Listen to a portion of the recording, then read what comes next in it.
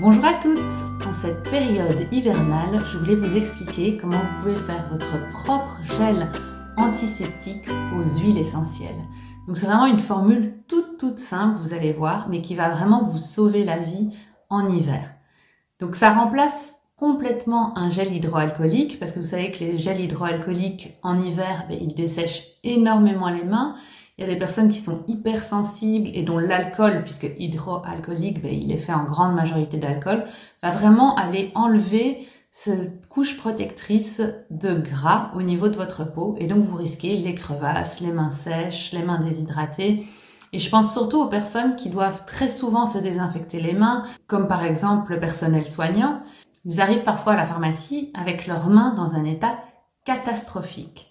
Donc moi ici, je vais vous donner une astuce, mais vraiment toute simple. C'est que vous allez prendre un gel d'aloe vera, qui est super, qui est non gras, non collant. Parce que si je vous fais un gel avec des huiles végétales, vous allez me dire oui, mais ça va être gras, collant sur les mains. Donc on n'y pense même pas.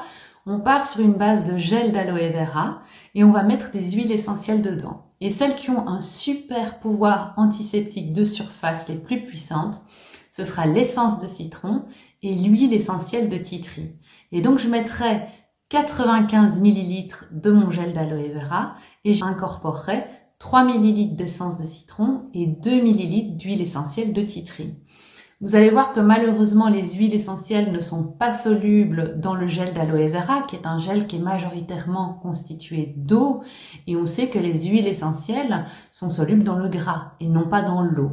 Donc il y a deux possibilités possibles, soit vous agitez le gel avant chaque utilisation, ce qui fonctionne très bien et ce qui remet les huiles essentielles en suspension, donc pas de problème, votre gel sera très efficace.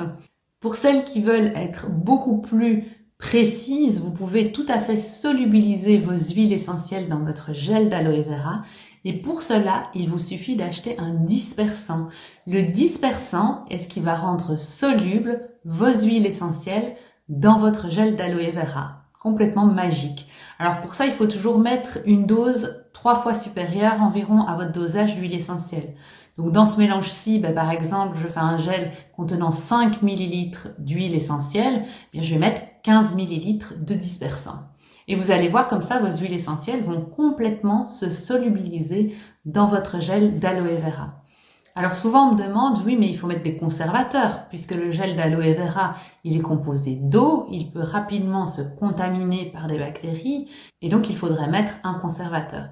Et la réponse est non, il ne faut absolument pas mettre de conservateur, parce que les huiles essentielles suffisent à conserver le gel. Donc moi je l'utilise, j'ai jamais eu aucun problème. Donc ça fonctionne très bien comme ça. Donc quand votre gel sera prêt, vous allez voir que votre gel devient un petit peu blanc au lieu d'être transparent et c'est tout à fait normal. Et donc comment vous allez pratiquer? Vous agitez bien votre gel comme je vous ai dit, vous en mettez un petit peu dans la main, une petite noisette, vous frottez bien votre main et surtout les espaces interdigitaux entre les doigts. Parce qu'on a tendance à s'en mettre sur la main et en fait on frotte nos mains comme ça. Très bien. Et on ne frotte pas du tout entre les doigts. Donc les bactéries en profitent pour rester complètement entre les doigts. Et pour bien faire, il faudrait également frotter les poignets avec le gel. Donc on devrait faire comme ça aussi avec le gel pour être bien désinfecté. Déjà, si vous n'oubliez pas l'espace entre les doigts, ce sera déjà très bien. Mais dans l'absolu, une petite truc de noisette, on frotte, hop, on frotte bien entre les doigts et on passe sur les poignets. Et vous voilà très bien désinfecté. Cette formule est bien sûr utilisable par toute la famille, donc ces huiles essentielles peuvent même être utilisées chez l'enfant et la femme enceinte, donc il n'y a aucun souci. Et donc ayez-le dans la poche, dans un petit flacon, et chaque fois que vous allez par exemple aux toilettes, ou dans le métro, ou dans des lieux publics, vous pensez à bien renettoyer vos mains avec. Le gel d'aloe vera est utilisé ici comme support à mes huiles essentielles, mais il est loin d'avoir tout simplement cette propriété de support. Mon gel d'aloe vera est aussi un très bon gel hydratant et anti-inflammatoire. Donc il aura vraiment son action déjà par lui-même d'hydratation et de calmer l'inflammation au niveau des mains qui ont pu être desséchées à cause des gels hydroalcooliques. Quant à mes huiles essentielles, l'essence de citron est un des meilleurs antiseptiques de surface. Donc pour tout ce qui est assainir les surfaces, vous devez toujours utiliser l'essence de citron. Et mon tea tree est un puissant anti-infectieux puisque moi je l'appelle Monsieur Propre. Donc c'est vraiment le nom que je lui ai donné parce qu'il vient à bout des virus, des bactéries, des mycoses, des parasites. Donc moi j'adore le tea tree. Et en plus, il a des puissantes propriétés boostant et stimulant immunitaires. Donc il vous protégera en plus des infections de l'hiver. Donc là, vous faites vraiment d'une pierre deux coups. Cette solution conservera 3 mois, mais faites attention que si vous voyez un changement de texture, de couleur, vous ferez attention de ne plus utiliser ce gel d'aloe vera parce que c'est qu'il a un peu tourné, qui n'est plus bon. Et pour ceux qui veulent une texture encore moins, je dirais pas collante parce que je trouve déjà qu'il n'est pas collant, mais il y a des personnes qui n'aiment pas la texture gel, vous pouvez utiliser de l'alcool dénaturé dans lequel vous mettrez les huiles essentielles. Moi, personnellement, l'alcool dénaturé avec les huiles essentielles, je trouve que ça dessèche énormément la peau et donc c'est une solution que je n'aime pas du tout. Par contre, je pourrais utiliser cette solution d'alcool dénaturé avec mon essence de citron et mon huile d'essentiel de tea tree pour désinfecter des surfaces. Donc c'est vraiment ce que je vais utiliser pour désinfecter par exemple mes plans de travail ou mon frigo. Alors la question qui m'est souvent posée est de savoir, oui mais le citron est photosensible. Et c'est vrai que l'essence de citron est photosensible, donc il ne faudrait pas mettre ce gel à l'aloe vera et vous exposer ensuite au soleil. Bon, ici, comme je vous fais part d'un gel pour traiter les infections hivernales, donc pour bien protéger vos mains en hiver des virus et des bactéries, on va généralement pas s'exposer en plein soleil pendant de longues heures. Et si c'est pour juste faire le trajet de votre maison à votre travail ou vous promener en forêt, vous ne risquez absolument rien. Donc il faut vraiment nuancer cette photosensibilité de l'essence de citron. Oui, l'essence de citron est photosensible, mais en plein hiver, quand on n'est pas exposé au soleil, on ne risque absolument rien à mettre cette essence de citron. Alors vous entendez que je parle d'essence de citron et vous êtes en train de vous dire mais pourquoi est-ce qu'elle parle d'essence et pas d'huile essentielle de citron? Est-ce qu'il s'agit encore de quelque chose d'autre qu'elle a inventé? Non, non, non, pas du tout. Tout le monde parle à tort d'huile essentielle de citron, d'huile essentielle de mandarine, d'huile essentielle d'orange. Et en fait, c'est totalement faux.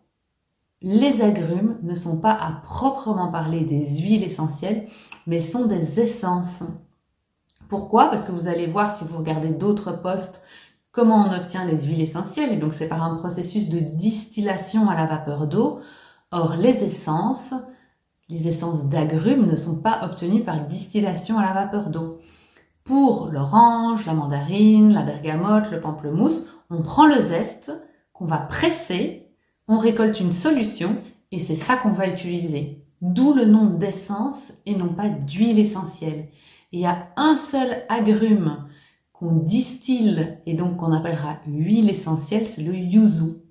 Le yuzu est un petit citron japonais qui contient énormément de zeste qu'on va placer dans la cuve et qu'on va distiller à la vapeur d'eau. Du coup, il perd sa propriété photosensible. Donc ça, c'est super chouette parce que même en été, il n'y aura aucun problème avec l'huile essentielle de yuzu. J'espère que du coup, pour vous, c'est un peu plus clair cette nuance essence-huile essentielle parce que j'entends vraiment énormément de confusion quant à ces deux termes. On me demande aussi pourquoi je ne mets pas de glycérine dans ma formule. Tout simplement parce que moi, je n'aime pas du tout la glycérine. Je trouve que ça donne un aspect collant au gel d'aloe vera. Maintenant, si vous voulez rajouter de la glycérine, vous pouvez tout à fait le faire. Bien sûr, tout ce que je vous ai expliqué ici ne remplace absolument pas le lavage des mains à l'eau et au savon, puisqu'il faut que vous sachiez que c'est encore ce qui a montré le plus d'efficacité contre les virus et les bactéries. Donc tout simplement prendre du savon, de l'eau, vous lavez les mains, c'est beaucoup plus efficace que tout ce que vous pouvez mettre sur vos mains. Maintenant, c'est vrai qu'en déplacement, on n'a pas toujours de l'eau et du savon sous la main, donc le gel d'aloe vera que je vous conseille sera vraiment d'une aide remarquable. Ce que vous pouvez faire, bien sûr, si vous voulez rendre votre savon encore plus aromatique, ce serait de rajouter de l'essence de citron dans votre savon pour vous laver les mains. Et donc, vous combineriez la méthode la plus efficace possible et vous auriez quand même rajouté votre petite touche aromatique. Voilà, j'ai essayé de faire court pour vous donner un maximum d'informations en peu de temps. J'espère que j'aurai pas été trop vite et que ça vous aura vraiment aidé à pouvoir fabriquer votre propre gel antiseptique aux huiles essentielles. Je vous dis à très vite. Si cette vidéo t'a plu, je te donne rendez-vous dans 15 jours pour une nouvelle vidéo.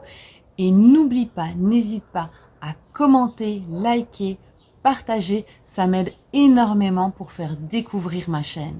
Abonne-toi à ma chaîne et clique sur la petite cloche pour être notifié dès que je mets une nouvelle vidéo en ligne. Et pour terminer, si ce n'est pas encore fait, je t'invite à télécharger ton cadeau. Tu trouveras le lien juste en dessous de cette vidéo. C'est ton guide. Il te livrera les 9 clés pour débuter avec les huiles essentielles en toute sécurité. Je te dis à très vite.